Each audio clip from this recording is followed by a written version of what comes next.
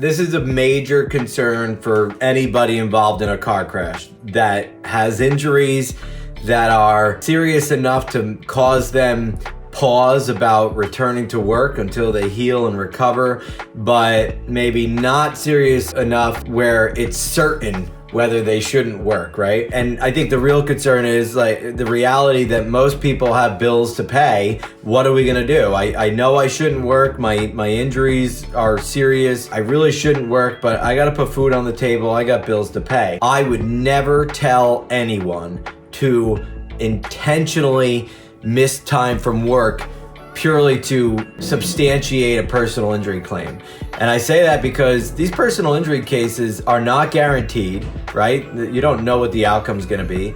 And even if your injury profile warrants compensation or a settlement, you don't know that the amount of that settlement or recovery justifies you missing time from work. The decision to not work is, I always say, it's a medical decision and a family decision. Only you and your doctor and your family can make that decision. You have to make it together. As the lawyer, I just react to what you decide. But you also have to know that in a situation where your injury profile merits time off from work, there is compensation to be had immediately. And so if you have a doctor's note, and you can verify that you are a worker and that you earn money, the car insurance company is obligated to pay you your loss of wage for up to 3 years. And initially it can be difficult because you gotta verify it, right? You gotta get the doctor's note, you gotta fill out the paperwork, they have to